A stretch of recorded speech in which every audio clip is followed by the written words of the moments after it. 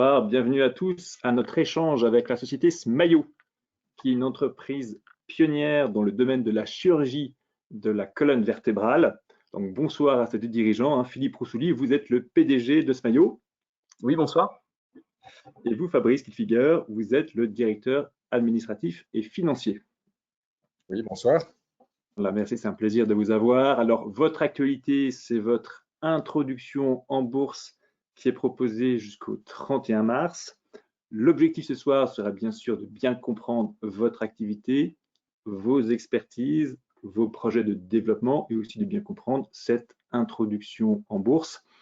Pourquoi y participer, comment y participer, quels aspects pratiques. Bien sûr, on peut y participer quand on a un PEA Easy Bourse ou un PEA PME Easy Bourse ou encore un compte titre. On pourra voir cela de manière pratique.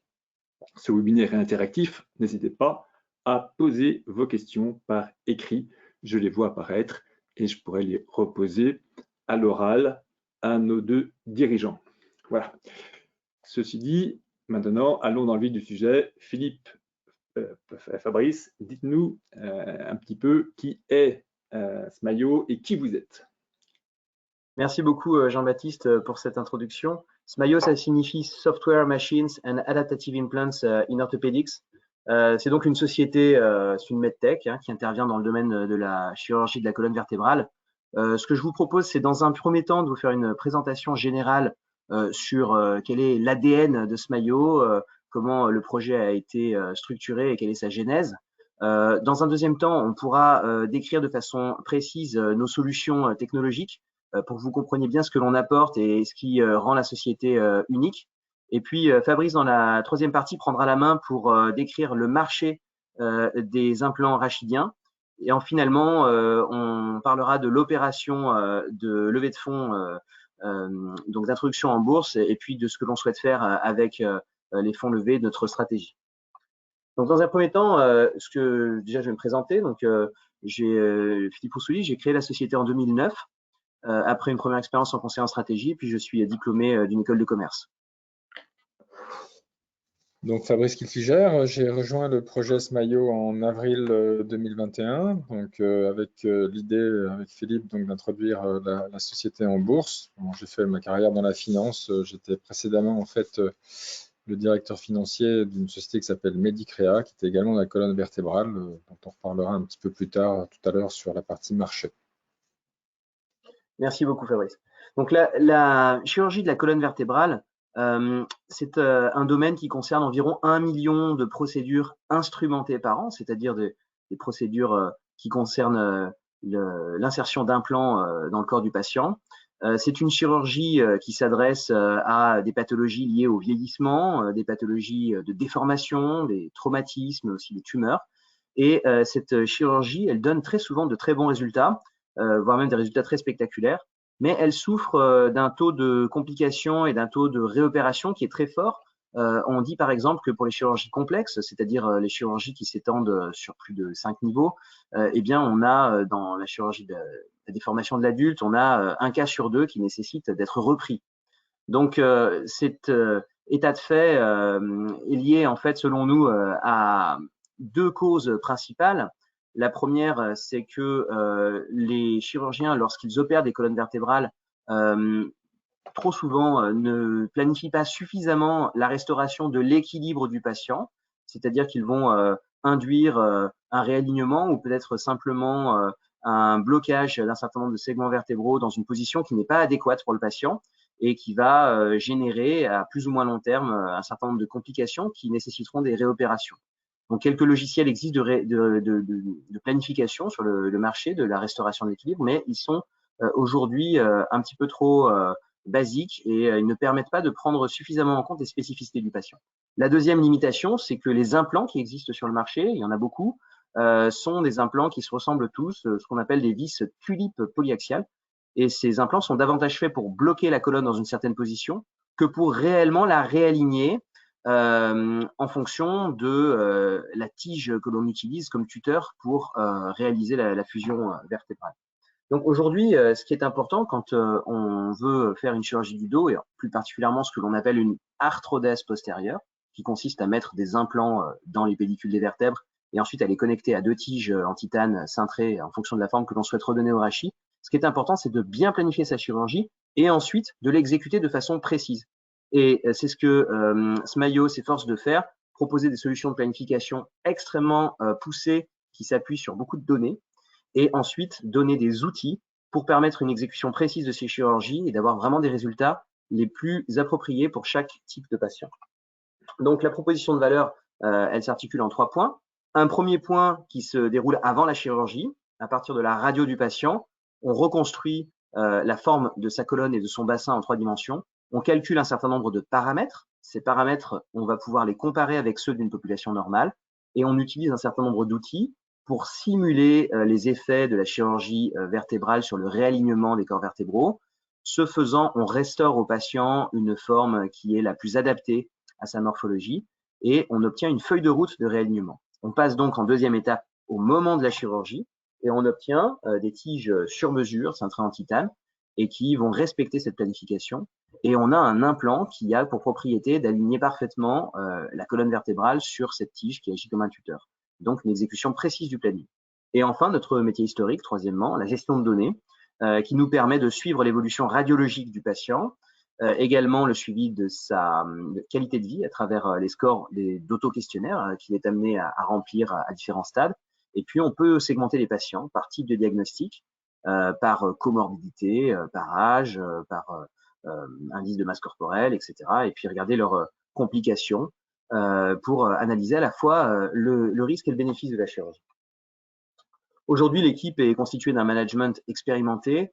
Si j'ai la direction stratégique de la société, mon frère Jean-Charles gère toutes les opérations avec un background de plus de 15 ans dans l'orthopédie, un ingénieur R&D, donc mécanique diplômé de l'ECAM, qui a travaillé dans le rachis, mais également dans la hanche et dans les extrémités, avec une vision R&D, mais aussi logistique, qualité et réglementaire. Donc Fabrice gère les finances avec une immense expérience dans le domaine, notamment après son passage chez Medicrea. Romain Schneves, notre vice-président en charge des ventes et du marketing, qui gère la commercialisation, donc le marketing. Et donc Yasura Nakata, notre vice-présidente en charge des affaires légales, qui est avocate. La genèse du projet, en fait, tout démarre en 2009. On crée une base de données qui s'appelle Keops. Cette base de données, elle est extrêmement complète. Elle va être utilisée par les plus gros acteurs du secteur, Medtronic par exemple, et d'autres, Medicrea aussi, Zimmer, qui mettent à disposition cette base de données, ils la mettent à disposition de leurs clients. Et puis, on va collecter plus de 100 000 dossiers patients avec des radios, des échelles de qualité de vie, la caractérisation du diagnostic du patient, la chirurgie qui a été faite, les complications, etc. À partir de cette base de données, en 2014, on crée un outil de planification donc, qui permet d'obtenir cette fameuse feuille de route de réalignement. Et puis, à partir de 2018, on crée une gamme d'implants qui permettent d'exécuter cette feuille de route avec cette propriété de vraiment aligner la colonne vertébrale sur la tige d'union qu'on utilise comme un tuteur dans le cadre d'arthrodèse postérieure. En 2019, juin 2019, on obtient le marquage CE sur cet implant. Et depuis, on a fait 1400 chirurgies avec cet implant. À l'été 2021, on a créé notre tige sur mesure. Et donc, on a aujourd'hui 10% des chirurgies qu'on a réalisées, donc plus de 150 en fait, un peu plus de 10% du coup, qui sont réalisées avec la tige sur mesure. On a développé un projet de robot pour à terme permettre le positionnement des implants de façon automatique. Et puis, on a développé un partenariat extrêmement structurant avec la société Nuvasive, qui est le numéro 3 mondial du secteur, plus d'1 milliard de dollars de chiffre d'affaires, et qui donc va utiliser nos solutions de planification intégrées à son offre, et qui, en contrepartie, va investir dans l'IPO 5 millions de dollars et ensuite investir sous forme de milestone, donc avec 3 millions de dollars l'année prochaine et 2 millions de dollars l'année suivante sur 2 versions adaptées de notre logiciel, adaptées à leur plateforme et à leurs implants.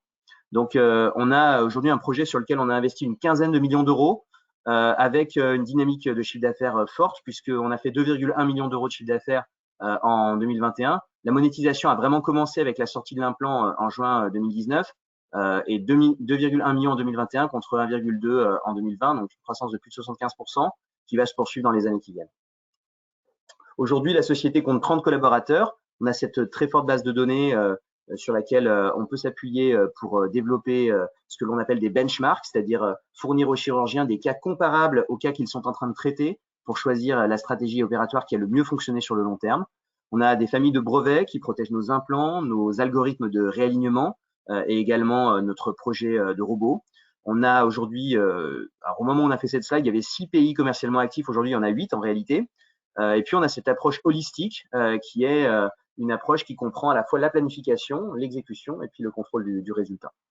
Donc, on a aujourd'hui une solution, si on va plus dans le détail de ce que l'on propose, qui s'articule à travers la planification, l'exécution, le contrôle du résultat et puis des programmes de formation. Donc, au total, on appelle ça high control, puisqu'en tant que chirurgien du rachis, ce que l'on souhaite obtenir, ce sont des solutions globales qui nous permettent de contrôler la procédure chirurgicale de bout en bout de façon à garantir les meilleurs résultats possibles pour le patient.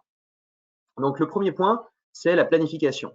La planification, en fait, c'est 2 choses. La première chose, c'est où je place mes implants à l'intérieur des vertèbres pour qu'ils soient solidement ancrés dans ces vertèbres et qu'ils soient positionnés d'une façon qui va leur permettre d'induire un réalignement lorsqu'ils seront connectés à la tige d'union. Donc ça se fait à partir de scanners. On prend un scanner d'un patient et des vertèbres que l'on souhaite opérer. On va un petit peu débruiter le scanner. Je suis un petit peu accéléré là-dessus. Et en fait, on va ensuite positionner virtuellement une vis dans le pédicule du patient. Et cette vis, en fait, elle va nous permettre automatiquement de sélectionner les plans de coupe, de profil ou vue de dessus, comme vous pouvez le voir ici, pour positionner très précisément la vis à l'intérieur du conduit du pédicule.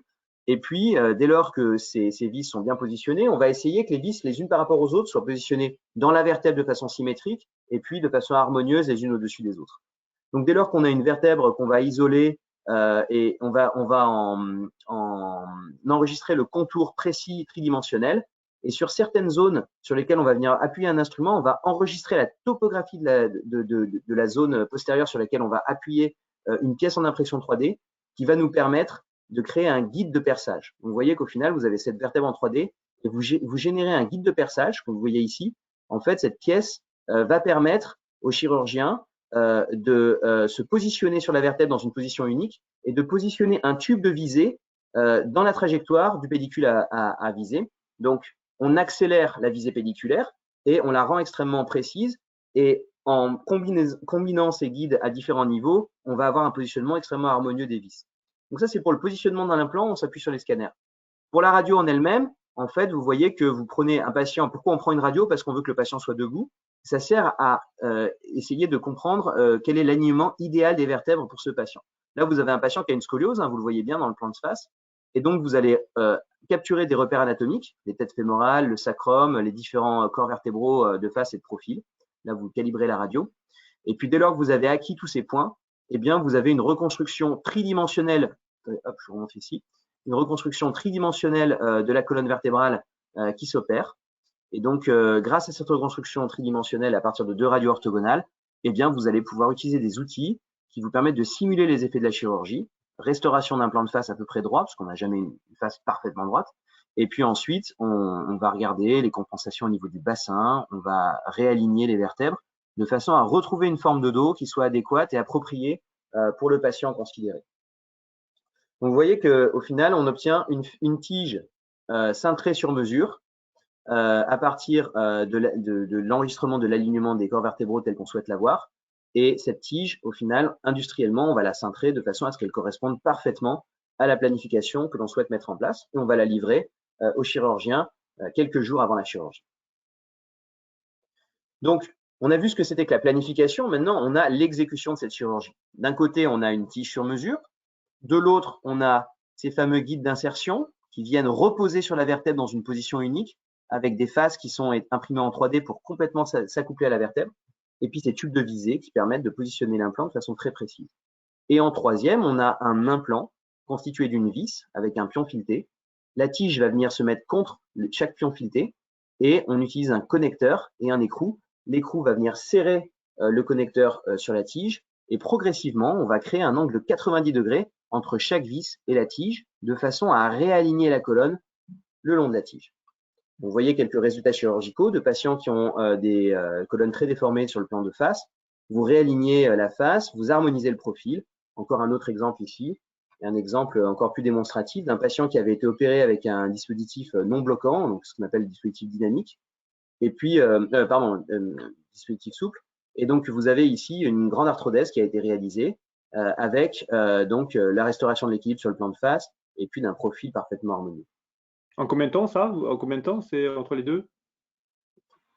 La chirurgie, la chirurgie, une chirurgie comme celle-là, alors ça dépend du chirurgien, mais nous, les équipes qui travaillent avec nous, ils peuvent faire une chirurgie comme celle-là en 3 heures. Et quand le patient récupère de cette chirurgie, une semaine de la chirurgie qui se lève, il est dans cette situation-là. Okay. Donc ça donne des résultats qui sont effectivement très spectaculaires. Bien entendu, quand on fait une chirurgie longue et difficile comme celle-là, il faut que le patient soit quand même suffisamment robuste pour la supporter. Mais ce sont des chirurgies qui donnent des résultats extrêmement convaincants dès lors que les vis sont bien positionnées, la tige est bien cintrée et que l'ensemble de l'opération est réalisé dans les règles de l'art. D'accord. Est-ce que la tige a vocation ensuite, plus tard, à être enlevée ou vocation à rester toujours en place? Alors, elle peut rester en place, parfois être enlevée, tout dépend de comment ça se comporte dans le temps. Mais en fait, à chaque niveau, on va mettre du greffon et on va avoir une fusion de la colonne. Donc, on va avoir quelque chose de rigide, mais qui, au niveau qualité de vie, contrairement à ce qu'on peut imaginer, en fait, c'est la stabilisation et le rééquilibrage vont générer une amélioration très significative de la qualité de vie et vont permettre à ce patient d'avoir quand même une qualité de vie quasi normale, quoi. La gestion de données, donc c'est un point important, c'est qu'on suit justement cette qualité de vie. On se contente pas d'améliorer les radios, on regarde vraiment en fait en termes de capacité fonctionnelle. Ça peut être le périmètre de marche, la capacité à rester debout un certain temps. Ça peut être des aspects psychologiques aussi, la capacité à se sentir bien en société, etc. Donc c'est des choses qu'on évalue dans le temps et on cherche à progressivement donner aux chirurgiens des comparatifs de patients comparables par rapport à un patient qu'ils souhaitent traiter et à permettre de regarder pour une stratégie donnée quels sont les résultats qui peuvent être attendus par le patient. Donc ça, c'est extrêmement important pour choisir la bonne stratégie. Quelle va être la taille du montage? Est-ce qu'on fait un montage court, un montage long? Est-ce qu'on va jusqu'au sacrum? Est-ce qu'on s'arrête avant? Est-ce qu'on couvre la syphose thoracique? Donc, c'est plein de décisions stratégiques qui ne doivent pas être prises au hasard et qui doivent s'appuyer sur beaucoup de données. Et donc, on a cet outil de collecte de données qui permet, pour les chirurgiens qui participent au projet de comparatif, d'avoir une prise de décision qui est éclairée. Puis enfin, le dernier point sur Eye Control, c'est iLearn. Donc, ce sont les programmes de formation qui se font soit en groupe, soit quasi individuels, où les chirurgiens assistent à des chirurgies, où ils traitent des cas pratiques. Ils peuvent jouer avec le logiciel de simulation et ils ont à la fois les concepts, la technologie et l'application pratique.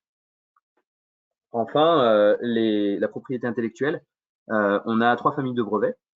Une famille de brevets qui est liée à la robotique, une famille de brevets qui est liée aux algorithmes de réalignement, et puis une famille de brevets qui est liée au design des implants eux-mêmes. Donc les bénéfices attendus de cette proposition de valeur, c'est premièrement pour le patient d'avoir un équilibre durable qui va améliorer de façon sensible sa qualité de vie. Pour le chirurgien, c'est de disposer de services puisque nos équipes sont capables de traiter les radios et les scanners pour in fine pouvoir livrer les tiges sur mesure. Et quand on va sortir, parce que les guides, on ne les sortira qu'au 2e semestre cette année, ils auront à la fois les tiges et les guides. Et puis, l'approche de médecine personnalisée est susceptible d'accroître la satisfaction des patients, ce qui est tout à fait dans l'intérêt du chirurgien.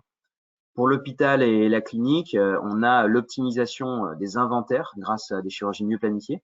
Et puis, on a des économies de structure en absence de réintervention, puisque, par exemple, aux États-Unis, quand un patient est réopéré sous les 3 mois, eh bien, on a l'hôpital ne peut pas facturer la chirurgie. Donc, il est nécessaire que les procédures soient fiables et ne nécessitent le moins de réintervention possible.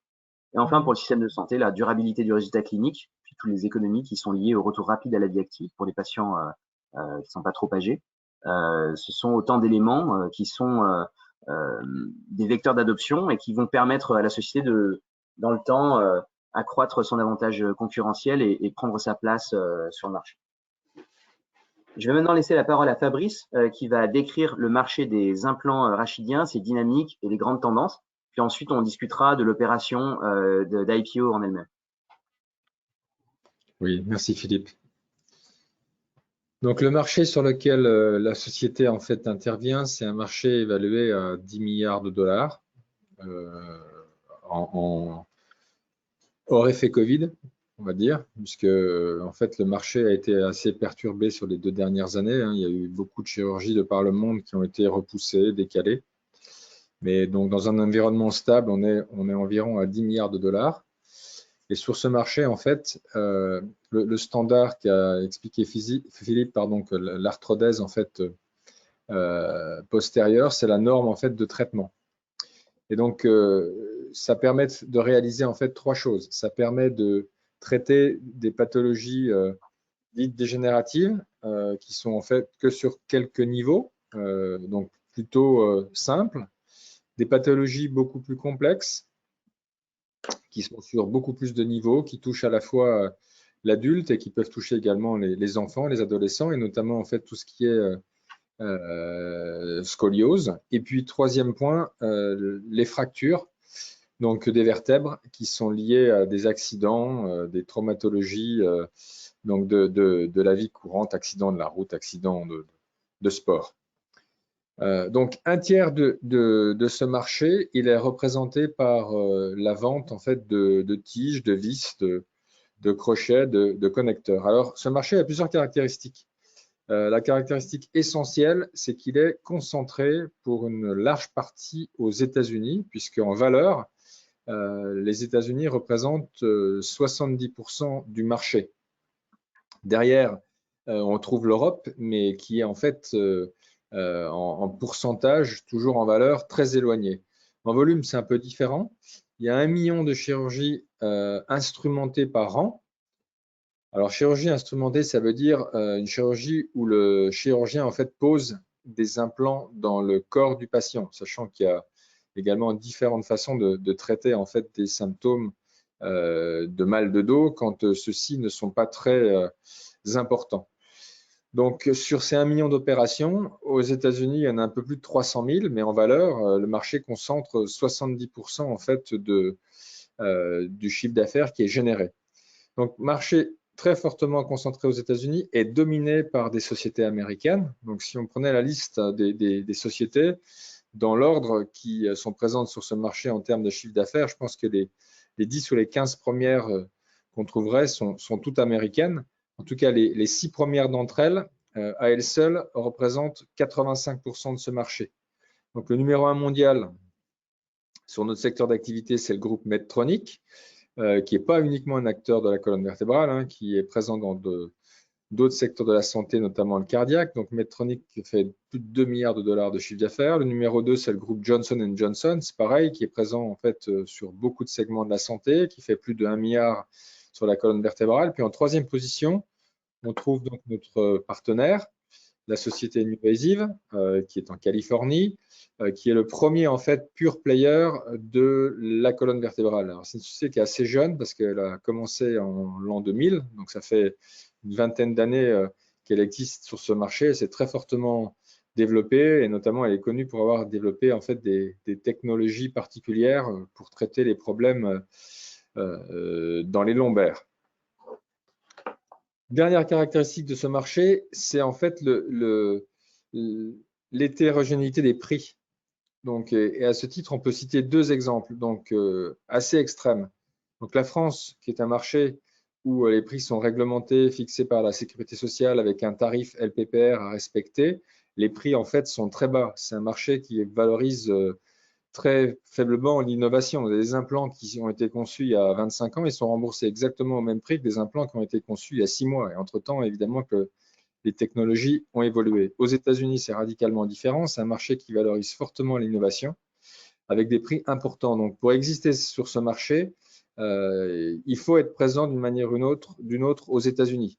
Soit présent par une filiale, soit présent avec des partenariats, mais il faut absolument être présent aux États-Unis. Donc, en général, une chirurgie au niveau mondial, c'est facturé en moyenne 3 000, 3 500 euros, et ça laisse une marge de 70% à celui qui facture la chirurgie, donc le fabricant.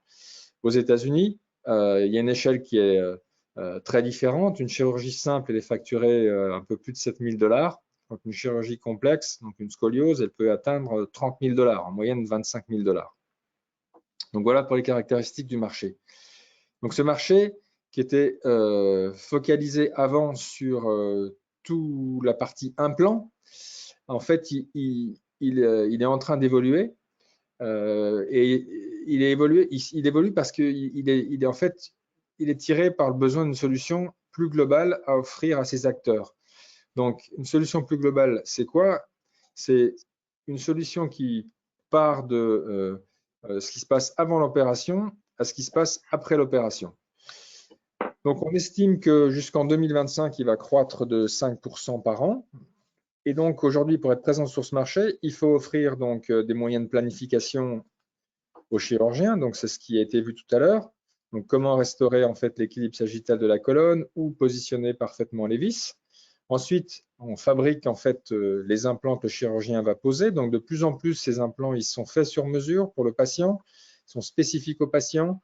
Les technologies, par exemple, d'impression 3D permettent d'avoir des choses, des implants qui sont très précis, notamment pour tout ce qui est cage vertébrale. On n'en a pas parlé, donc c'est un marché sur lequel Smayo n'est pas, mais notre partenaire est numéro 1 mondial en fait des cages vertébrales.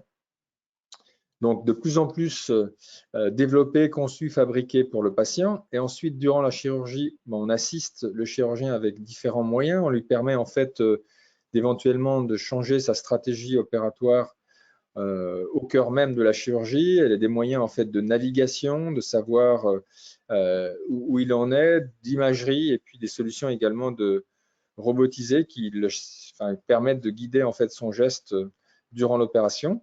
Puis ensuite, post-chirurgie, on mesure les résultats cliniques qui ont été en fait obtenus par rapport aux résultats qui étaient attendus et puis on fait toute la gestion en fait des données du patient post-chirurgie pour savoir comment il évolue, comment en fait il se sent, comment évolue son confort de vie. Voilà. Donc ça, c'est un marché qui est en train de changer, tiré par le besoin de ces solutions.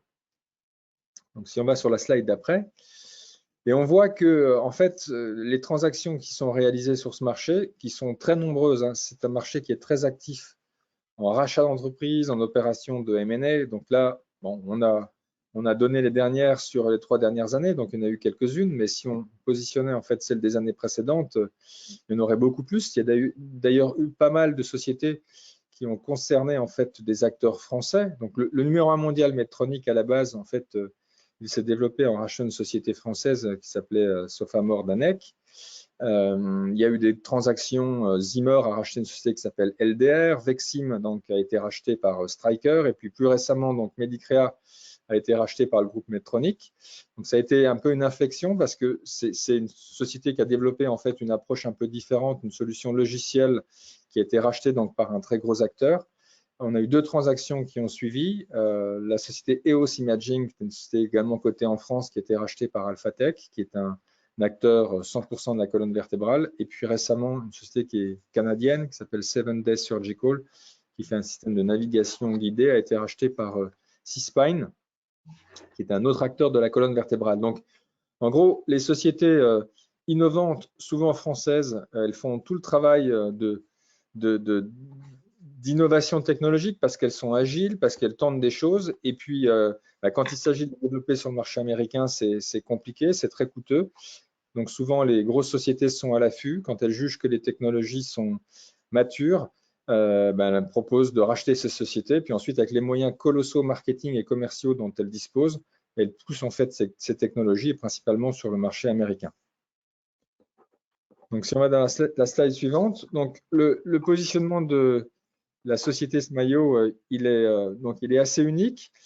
Donc là, bon, on se compare à des acteurs qui sont des acteurs très importants, hein, qui dominent le marché, mais qui n'ont pas en fait tous forcément en fait l'ensemble des solutions. Et en tout cas, quand ils les ont, ces solutions, ils les ont rachetées. Il y a peu de choses en fait qui ont été développées en interne. Donc, ils ont racheté des choses, ils doivent les faire fonctionner avec les autres modules. Ça prend du temps, c'est compliqué.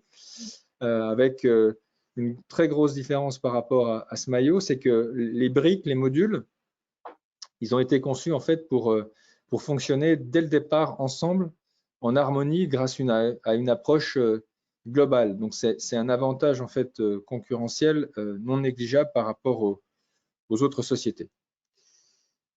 Donc ça, c'était sur la partie marché. Si on va sur le projet en fait d'introduction proprement dit, en commençant par vous donner quelques chiffres.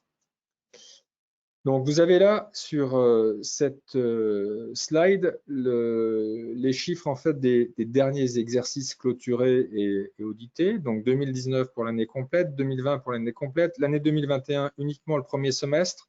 Pourquoi? Parce que notre document boursier, le prospectus, ne comprend en fait que les comptes du premier semestre. Les comptes 2021 sont arrêtés mais ne sont pas audités. Donc il aurait été trop long de les faire auditer pour les avoir disponibles au moment du lancement de l'introduction. Mais grosso modo, le deuxième semestre de l'exercice 2021, il a été assez similaire au premier. Donc projeter en fait un résultat attendu pour l'exercice 2021 n'est pas très compliqué. Donc le chiffre d'affaires, bon, il reste aujourd'hui de petite taille, modeste, mais par contre, on constate qu'il y a un développement assez marqué.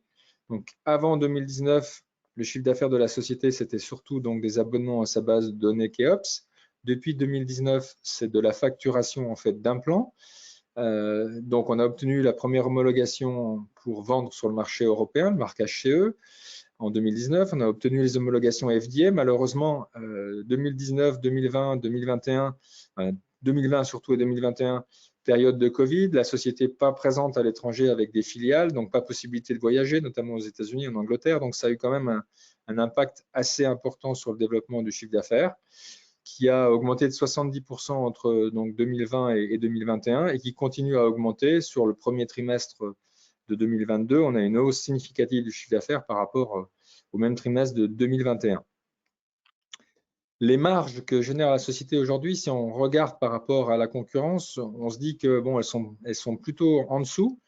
Alors c'est normal pour deux choses. La première, c'est que la société ne fabrique pas directement ses implants, elle les sous-traite. Donc elle les sous-traitait avec un premier sous-traitant en 2020, puis on en a fait homologuer un deuxième, on a négocié une meilleure condition d'achat, les volumes augmentent, donc avec plus de volume, les prix d'achat, les conditions d'achat vont être meilleures. On le voit déjà sur le premier trimestre de 2022, la marge est plus importante. Aussi la marge, aujourd'hui la société fait 60% de son chiffre d'affaires en France avec un système donc, qui est réglementé au niveau des prix où les marges en fait sont naturellement faibles. Quand la société va faire plus de chiffre d'affaires aux États-Unis où les prix sont beaucoup plus importants, mais cette marge elle va être tirée vers le haut. Donc là, c'est la photo du compte de résultat. Il n'y a pas dans la présentation de photos sur le bilan. Le bilan, il y a deux caractéristiques essentielles. La société se présente en bourse en étant complètement… il n'y a pas d'endettement aujourd'hui. Et il y a une composante besoin en fonds de roulement qui est assez importante. On le verra tout à l'heure. On est sur un marché où il faut mettre du matériel à la disposition des hôpitaux pour pouvoir en fait faire des chirurgies. Et ce matériel aujourd'hui, c'est pour tout le monde pareil. Quand on est en approche directe avec les hôpitaux, quand on les facture directement, ce matériel est financé par la société. Donc, il y a besoin d'un fonds de roulement qui existe, qu'il faut prendre en compte. Donc, si on va sur la slide après, donc pourquoi l'introduction en bourse? Donc, pour développer en fait une stratégie nous on qualifie de conquérante, qui repose sur trois volets. Donc le premier qui est le partenariat avec NuVasive, le deuxième l'accélération donc des ventes et le troisième développer nos innovations en fait technologiques pour ouvrir le champ de la robotique active. Alors, le premier, le plus important, c'est le partenariat avec NuVasive qui va nous permettre d'être présents aux États-Unis et je laisse Philippe reprendre la main pour vous en donner les détails précis. Oui, merci Fabrice. Donc, comme je l'ai dit tout à l'heure, NuVasive, c'est le numéro 3 mondial des implants de la colonne vertébrale. C'est une société qui réalise un chiffre d'affaires de plus d'1 milliard de dollars, qui est basée à San Diego, en Californie, avec une capitalisation boursière qui est autour de 3 milliards de dollars, 2700 collaborateurs, une société très active dans les acquisitions. Récemment, ils ont acquis une société pour 170 millions de dollars dans les prothèses de disque cervical. Et donc, NuVasive a une plateforme qu'ils mettent à disposition du chirurgien au bloc opératoire pour gérer un certain nombre de facilités pour les opérations avec ce que l'on appelle de la navigation, du neuromonitoring. Donc, ce sont des technologies qui permettent de vérifier où sont positionnés les implants et comment le patient se comporte sur la table opératoire. Et sur cette technologie, ils veulent inclure la planification que Smayo est capable de développer, en reconnaissant donc notre technologie comme aujourd'hui la plus performante qui existe sur le marché. Donc, pour obtenir cette licence, pour utiliser notre technologie et l'intégrer dans leur portefeuille de produits, ils proposent donc, à travers cette collaboration, d'une part d'investir 5 millions de dollars à l'IPO, donc un peu plus de 4,5 millions d'euros. Ensuite, de donner des paiements d'étape. Donc, l'année prochaine, un paiement de 3 millions de dollars. L'année suivante, un autre paiement de 2 millions de dollars qui sont provoqués par l'enregistrement aux États-Unis de 2 versions successives de notre technologie intégrant leurs implants donc sur le marché américain. Et puis, le troisième aspect, c'est que dès lors que ces co-développements seront sur le marché, nous aurons la possibilité de planifier les cas des patients qui sont traités par les technologies de NuVasive. Donc, on nous enverra des radios et des scanners et nos biomécaniciens vont traiter ces radios et ces scanners, un peu comme les vidéos que je vous ai montrées, et vont donc générer une facturation pour chaque cas, sachant que NuVasive traite 100 000 chirurgies par an et qu'un pourcentage de ces chirurgies pourrait nous être confié avec des planifications qui vont générer plusieurs centaines de dollars en fonction des différentes options qui seront choisies. Donc, plusieurs centaines de dollars par planification, multipliés par plusieurs milliers de cas. On peut arriver à créer une activité récurrente qui est tout à fait significative avec donc cette société. Donc, cette collaboration, en plus d'un investissement initial qui nous permet de favoriser notre opération d'entrée en bourse, est susceptible de faire augmenter notre chiffre d'affaires très fortement dans les années qui viennent. Donc, pour faire la transition, donc le deuxième volet, c'est le volet en fait lié à la stratégie commerciale et le développement. Donc, aujourd'hui, on commercialise nos produits à travers 3 canaux. Donc, on vend en direct, c'est-à-dire qu'on facture des hôpitaux principalement sur le marché français. Donc, la France aujourd'hui, c'est 60% de notre chiffre d'affaires, pour faire simple. On pense que en fait, cette répartition des ventes entre la France et l'export va profondément changer, qu'elle va changer d'ailleurs dès l'exercice 2022, avec vraisemblablement plus de ventes à l'export qu'en France. Donc, on est en direct en France, donc on facture des hôpitaux. On réalise les facturations quand les implants ont été posés en fait dans le corps du patient et qu'il faut réapprovisionner la boîte pour la chirurgie d'après. Et il y a beaucoup donc de matériel dans les hôpitaux et en finance en fait on porte ce matériel, donc il y a un besoin en fonds de roulement qui est fort. Donc ça c'est la première façon en fait de vendre nos produits. La deuxième sur laquelle également on va mettre des moyens, c'est la distribution. Donc, on est présent dans différents pays avec des distributeurs qui sont nos partenaires. Donc là, on facture le distributeur. C'est le distributeur ensuite qui facture l'hôpital. Donc aujourd'hui, on a un distributeur fort dans le nord de l'Europe pour couvrir la partie des pays scandinaves. On a un distributeur qui couvre l'Espagne et le Portugal. Et puis, depuis la fin de l'année 2021, on a un distributeur en Australie qui est un marché important pour nous parce que les prix en Australie sont équivalent, voire meilleur au prix américain. Donc c'est loin, mais on fonde des espoirs assez importants sur l'Australie, d'autant qu'on a un très bon distributeur qui connaît le marché depuis très longtemps. Et puis depuis 2022, on a signé également des accords, des contrats de distribution en Grèce, en Lituanie. Donc ça commence à se développer et les moyens donc, que va nous donner l'introduction en bourse va permettre d'accélérer. La troisième façon de commercialiser les produits, c'est à travers des agents.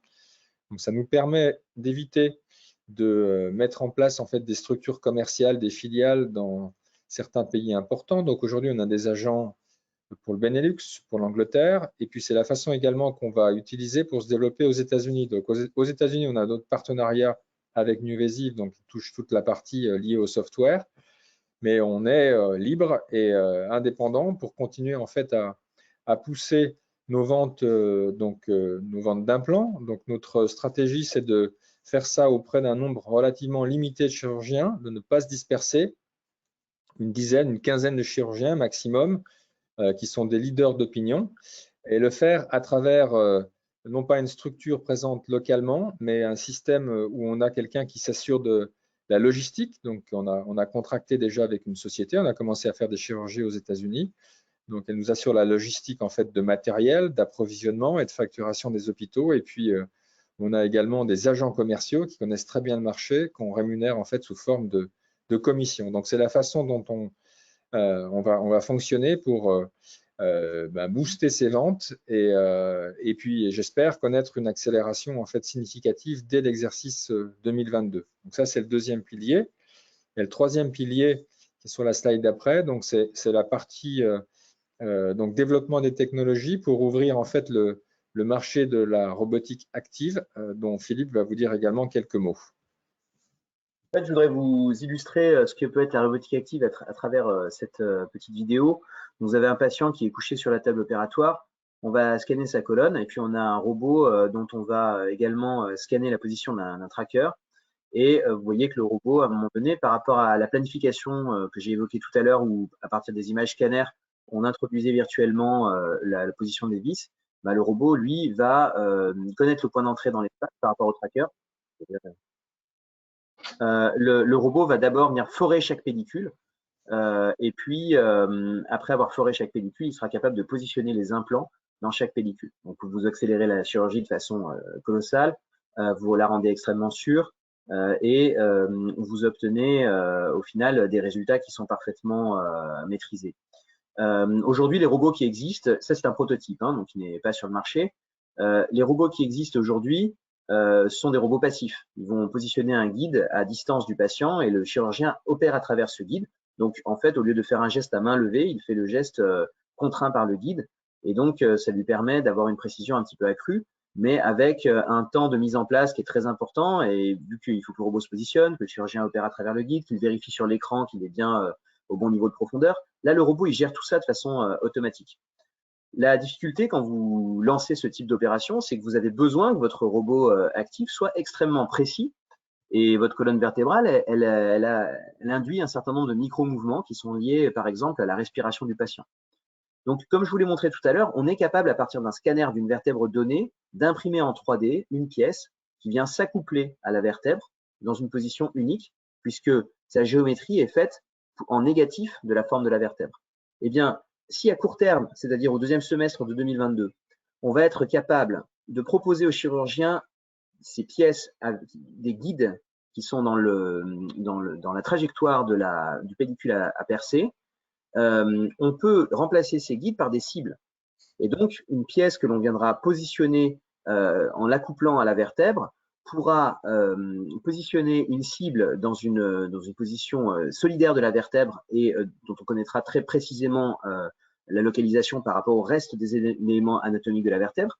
Et si le robot est surmonté d'une caméra, il sera capable de visualiser la cible et d'en déduire très précisément où sont les pellicules, où est-ce qu'il doit percer, et par extension, où sont les massifs osseux qu'il doit réséquer, etc. Donc, la technologie que l'on développe pour aider les chirurgiens à placer les implants peut être également utilisée pour aider les robots à placer des vis et à réaliser des actes opératoires.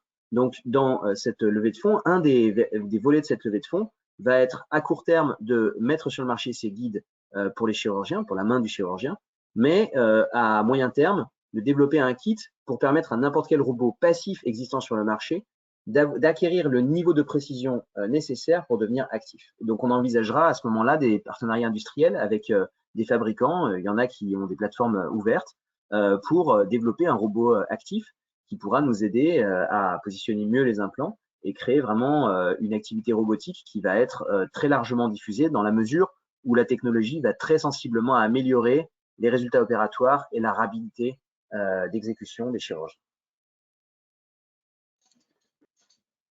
Merci Philippe. Donc, si on regarde un peu le news flow, donc on va vraisemblablement avoir un news flow assez progressif, dense sur plusieurs sujets. Sujets commerciaux, sujets de publication d'études, sujets également liés à la R&D. Bon, avec une strate quand même commerciale qui sera la plus importante, donc assez rapidement, puisque on annoncera en fait des recrutements, des ouvertures en fait de nouveaux pays, et puis surtout l'atteinte de ces 2 milestones d'homologation de logiciels avec notre partenaire. Donc le premier vraisemblablement dans les 12 mois qui suivront l'introduction en bourse, le deuxième un peu plus tard, entre 24 et 36 mois. donc qui seront en fait des jalons importants dans le développement de la société, et aussi parce que ils sont en fait générateurs de paiement d'étapes. Donc dans le financement de la société, c'est des étapes assez clés. L'objectif en fait est d'arriver à un chiffre d'affaires en 2025 qui soit proche des 12 millions d'euros. Donc on veut en fait des objectifs réalistes et atteignables. Donc entre maintenant et 2025, le chiffre d'affaires va un peu se transformer, puisque on va continuer à facturer bien entendu des implants dans les différents pays qu'on va ouvrir, avec une marge sur ces implants donc qui devrait être meilleure qu'aujourd'hui, parce que plus de volume, des meilleures conditions d'achat. Alors un point important, c'est qu'aujourd'hui, dans la fabrication en fait d'un implant, les implants sont en titane. Et la composante matière première, le titane, intervient pour moins de 5% dans le coût de revient en fait des implants. Donc oui, s'il y a une augmentation des matières premières, et il y en a aujourd'hui quand même pas mal, ça aura un impact, mais c'est un impact relativement mesuré. Donc plus de volume, meilleures conditions d'achat, et puis plus de chiffre d'affaires réalisé, notamment aux États-Unis, où les prix sont beaucoup plus importants et on est plus proche en fait de marge de 80 à 85%.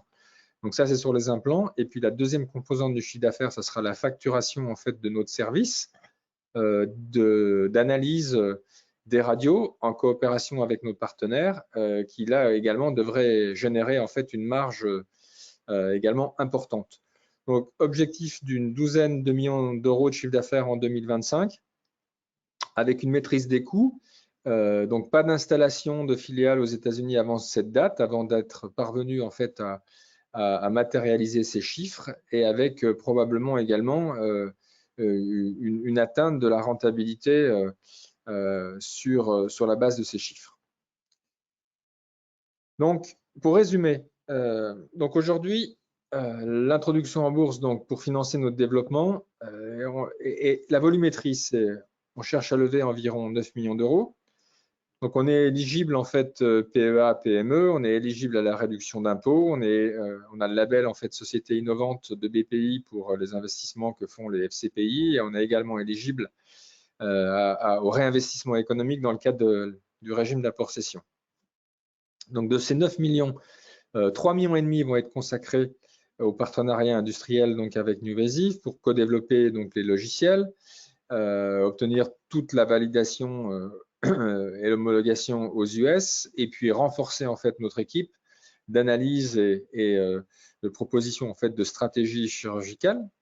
Donc ça, c'est le premier volet. Deuxième volet, c'est le volet commercial, donc avec le développement donc du chiffre d'affaires, l'embauche de nouvelles ressources, la signature de nouveaux contrats de distribution, et puis le financement en fait du BFR qui est lié à ces opérations. Et puis le troisième volet, le volet donc technologique, R&D, donc le développement des guides morpho-adaptés que Philippe a expliqué, et en complément bien évidemment pour le financement en fait de toute cette partie technologique, il y a le crédit impôt recherche donc qui va également intervenir, donc qui n'est pas lié à l'introduction en bourse, mais qui est un volant important pour financer la partie innovation. Donc environ 9 millions d'euros. Donc si on regarde quelles sont les principales modalités de cette opération, donc c'est une opération donc sur Euronext Growth. Donc c'est un placement, c'est une offre qui comprend donc une offre publique, donc réservée donc à la partie retail, et puis un placement donc global pour les investisseurs avec un prix d'action qui est ferme, hein, 5,54 €. Donc 9 millions recherchés, des clauses d'extension et de surallocation qui nous permettraient, si toutes les deux en fait sont utilisées, de lever jusqu'à 12 millions d'euros. Donc la valorisation de la société qui a été déterminée par la banque introductrice, elle est en fait raisonnable. C'est une valorisation donc de 20 millions d'euros. Aujourd'hui, on a des engagements de souscription fermes donc de Nuvasive à hauteur de 4,5 millions, d'un fonds français qui s'appelle NextStage pour 2 millions d'euros, et puis donc Philippe, à travers donc ses holdings, donc va participer également à l'opération. Donc il y aura des engagements en fait de conservation sur les titres pour La famille est aujourd'hui donc actionnaire. Donc cette opération, la slide d'après, elle a été lancée à l'issue de l'approbation du prospectus donc par l'AMF. Elle a été lancée le 24 mars. Elle est ouverte donc pour une semaine. Elle va se clôturer le 31 mars. Le 1er avril, donc on aura les résultats en fait de cette opération et on communiquera bien évidemment sur ces résultats. La première cotation, début des négociations sur Euronext Growth, donc, est attendue pour le 6 avril. Et puis, il y aura un mois supplémentaire pour permettre de voir s'il y a une demande pour utiliser ou non cette clause de surallocation. Si on regarde la… Ah, d'accord. Je pensais qu'il y avait une autre slide après, mais… Je crois qu'on arrive au bout. On arrive au bout, oui. Ah, tu voulais voir oui, sur le… Oui, pardon. Oui, voilà la structure de l'actionnariat, pardon. Donc, à gauche, c'est la photo actuelle. Donc, 100% du capital donc, détenu de façon familiale, soit en direct, soit à travers une holding. La position centrale, c'est l'IPO donc, sur une base de 9 millions d'euros. Donc, on voit donc l'arrivée au capital donc, de Nuvasive à hauteur de 15%, de Nextage, et puis un flottant donc, un peu inférieur à 8%. Et dans la configuration où on lèverait donc 12 millions d'euros, on aurait donc forcément chacun une quote-part un peu moins importante, mais surtout en fait une partie flottant qui serait en fait, de l'ordre de 15%. Merci beaucoup Fabrice. Donc simplement pour conclure sur cette présentation, les 5 raisons principales qui font qu'aujourd'hui on vous incite à investir sur ce projet. La première raison, c'est que on pense avoir une proposition de valeur unique dans le domaine de la chirurgie vertébrale, avec cette cohérence très forte entre les différentes composantes de notre offre, sur la planification, sur l'exécution de la chirurgie et sur le retour d'expérience. Le deuxième point fort du projet, c'est qu'on s'appuie sur une base de données très importante qu'on a constituée pendant plusieurs années avant de rentrer sur un business model avec de la monétisation via les implants.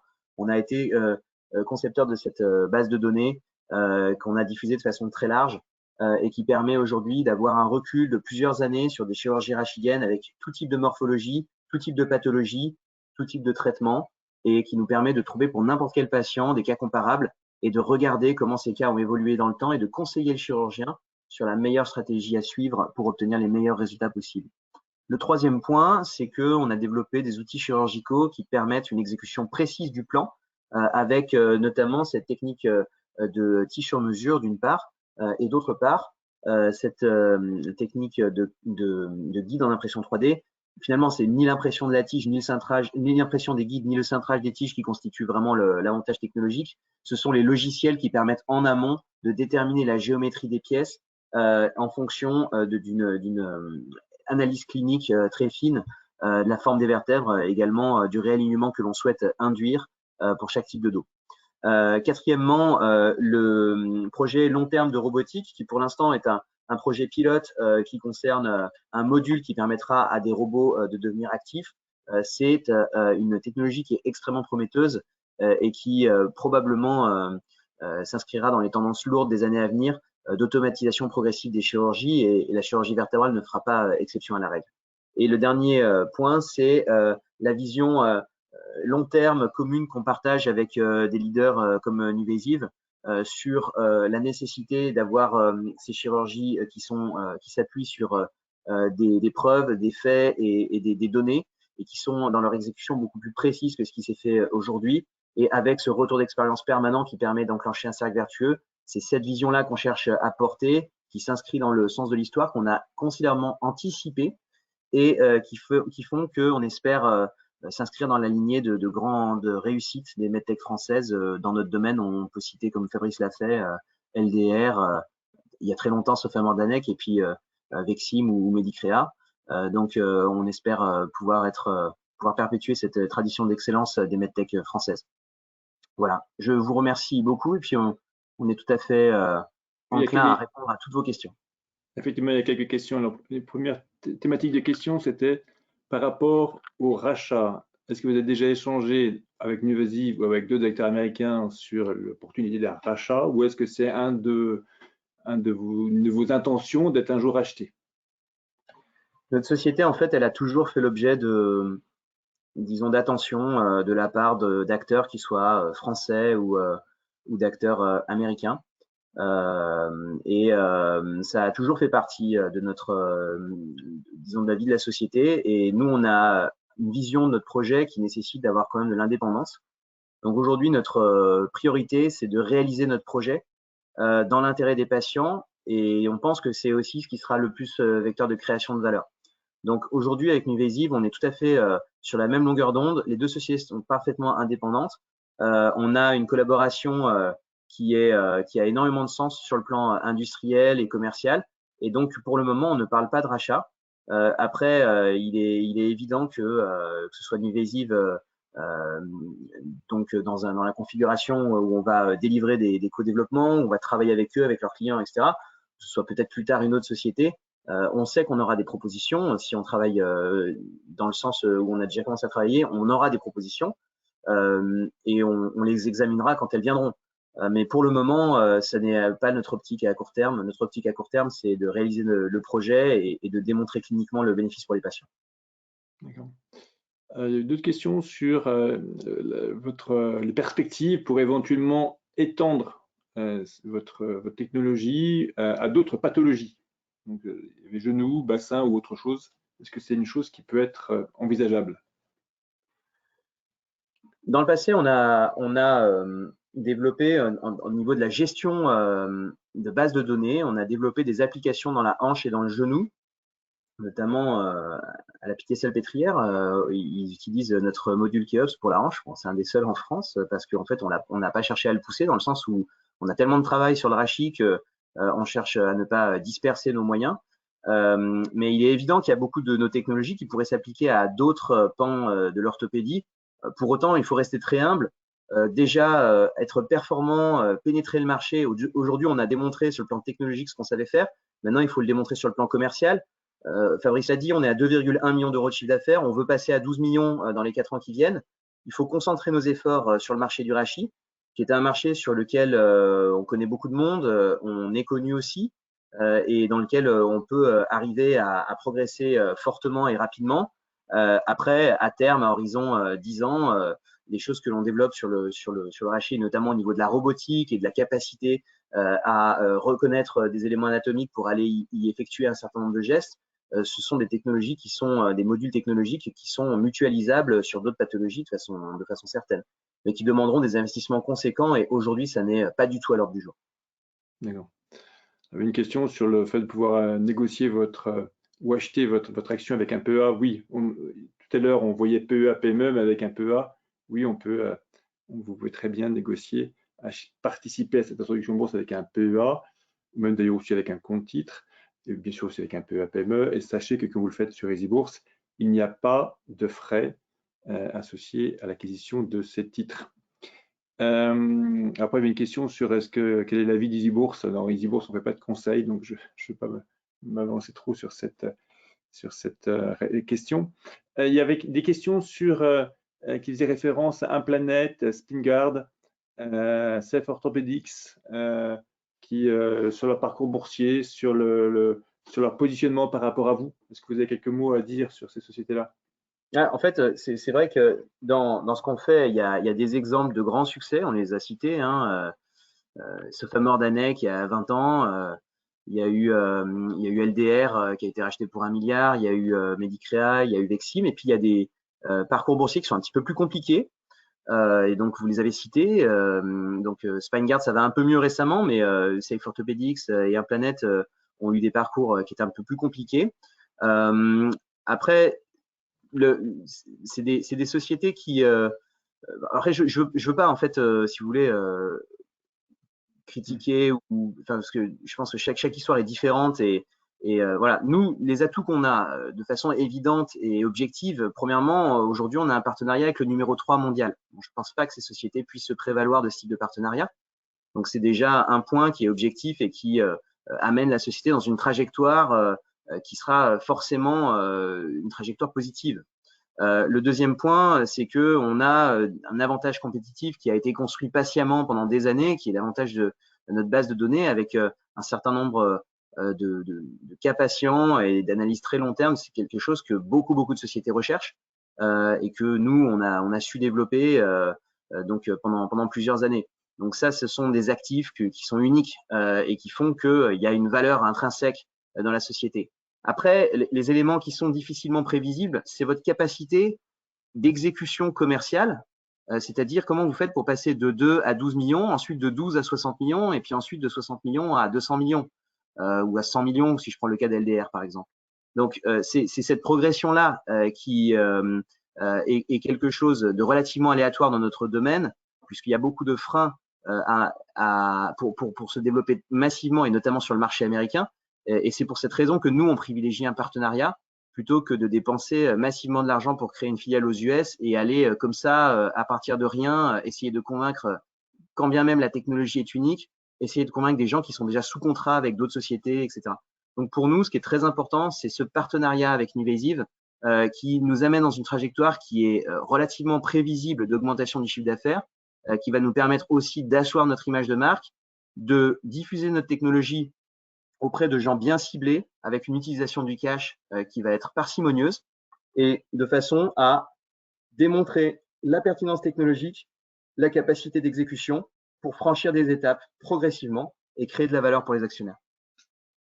Et si je veux rajouter peut-être 2 petites choses là-dessus, la première, c'est que la société a des innovations et encore une fois, comme j'ai expliqué tout à l'heure, pour réussir sur ce marché, il faut aller les porter aux États-Unis.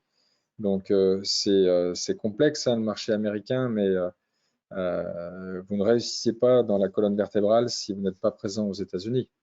Donc, il faut avoir les innovations du bon moment pour aller les faire connaître et les commercialiser localement, ce qui n'a peut-être pas été toujours le cas des sociétés que vous avez citées. Ça, c'est le premier point. Et puis le deuxième point, mais c'est l'avenir qui le dira. En tout cas, moi, dans la société dans laquelle j'étais, ça n'a pas été un parcours facile. On a levé quand même beaucoup d'argent, mais une chose qu'on n'a jamais fait, c'est utiliser des instruments, en fait, très fortement dilutifs, qu'on connaît tous et qu'on ne voulait pas absolument, pas manier. Donc voilà, donc on fera très attention à ça. On a la chance d'avoir un partenaire américain aujourd'hui au capital, avec qui on veut bâtir quelque chose de long terme. Donc, c'est aussi, c'est jamais une garantie éternelle à 100%, mais on n'ira pas en fait vers ces instruments qui contribuent à diluer de façon massive en fait les actionnaires. Après, c'est un secteur particulier, du cash et puis des fonds, il en faut pour se développer sur ce marché, mais voilà, il y a différentes façons de le faire. Alors, on va prendre encore 2 questions, hein. Peut-être que vous l'avez déjà dit, mais c'était quelqu'un ou plusieurs personnes même qui voulaient un petit rappel du nombre d'interventions par mois, du nombre de chirurgiens qui utilisaient déjà vos solutions. Aujourd'hui, on a à peu près une quarantaine d'interventions par mois et on travaille en France avec, alors ça dépend des mois, hein, mais on travaille entre 15 et 20 chirurgiens en France. Et puis à l'étranger, à peu près la même chose. Donc voilà, on est dans ces eaux-là. Donc environ une quarantaine de clients aujourd'hui. On pense que ce chiffre va augmenter très sensiblement avec l'ouverture de notre distributeur en Australie notamment, au UK et également aux US. Donc le chiffre est en constante évolution positive. Sur nos solutions logicielles, par contre, on a beaucoup plus d'utilisateurs parce que notre base de données elle est utilisée par des sociétés savantes qui collectent des données. Donc, sur la solution logicielle Data Management Keops, on a plus de 100 utilisateurs par mois. D'accord.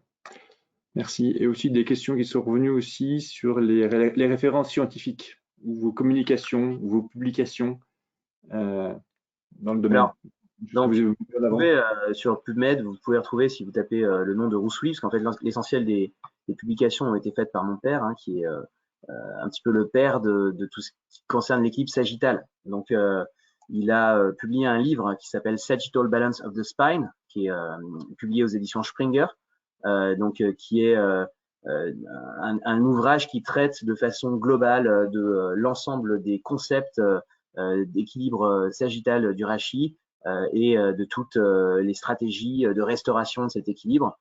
Donc c'est un ouvrage qui a été traduit dans plusieurs langues, notamment en chinois, donc qui a fait vraiment le tour du monde. Et puis vous trouvez toutes les publications sur l'équipe Sagittal sur PubMed. Je crois qu'il y en a pas loin d'une quarantaine, donc avec beaucoup de citations par d'autres équipes. Donc voilà, on a publié sur les formes de dos, sur les formes de patients, de gens qui sont asymptomatiques, donc les 4 types de dos. Vous tapez type de dos de Roussouli, vous allez trouver sur les illustrations de ce dont on parle. Et puis ensuite les évolutions pathologiques de chaque type de dos et les stratégies opératoires de restauration des formes de dos saines. C'est voilà un peu les thématiques sur lesquelles les publications se sont faites. Et puis l'utilisation de ces concepts pour différents types de pathologies, la déformation bien sûr, mais aussi les pathologies dégénératives dans le vieillissement, où historiquement on avait tendance à sous-estimer la nécessité de réalignement, et où on peut démontrer que les patients qui sont bien réalignés obtiennent de meilleurs résultats cliniques sur le long terme que les patients qui font l'objet d'un réalignement plus approximatif. Voilà, donc vous trouvez, encore une fois, PubMed est une très bonne source, vous pouvez trouver toutes les publications à cet endroit-là. Aussi une autre question, hein, mais je crois que vous avez déjà répondu, ou la réponse me semble assez simple. Votre technologie est-elle applicable sur les enfants? Voilà, je pense que c'était oui. Vous avez... Alors, non, alors c'est une bonne question. En fait, nous, notre technologie s'applique sur les squelettes matures. Donc, on traite bien entendu de la déformation adolescente, mais on ne traite pas de la déformation pédiatrique de l'enfant jeune. Donc, c'est un petit distinguo, mais l'essentiel des scolioses qu'on dit idiopathiques adolescentes se font à l'âge de 15-16 ans, donc quand le squelette est mature. Et donc, ces pathologies-là, ça constitue une part importante de notre activité, mais on ne traite pas de cas pédiatriques très jeunes. D'accord. Aussi, une dernière question, y a-t-il une limite sur le nombre d'actions que nous pouvons avoir? Ça, il ne me semble pas. Combien d'actions on peut souscrire? Je pense qu'il y a cette limite, bien sûr, du montant global, mais a priori, il n'y a pas de... Vous pouvez souscrire 10, 100, 1000 actions, je pense, oui, sans aucun souci. Voilà, je pense qu'on est à peu près... Je pense que les actionnaires peuvent souscrire autant d'actions qu'ils le souhaitent. Après, des ordres de type A1 et A2, si éventuellement il y avait une forte demande, on pourrait être sur les ordres de type A2, réduits ou pas exécutés du tout. Mais bon. Exactement, voilà, effectivement, quand on est sur le site EasyBourse, hein, hop, et qu'on veut souscrire, attendez, je dois avoir une, non, c'est pas ça, hop, on est, est-ce que non, non, j'ai pas mon écran, voilà. Donc, voilà, donc je pense qu'on a fait à peu près le tour de toutes les questions. Il me reste bien sûr à remercier tous les participants et toutes leurs questions, et à surtout remercier vous, Philippe et Fabrice, hein, pour toutes vos explications. Merci. Voilà, et je vous souhaite à tous une très bonne soirée. Merci. Au revoir, merci. Merci, au revoir.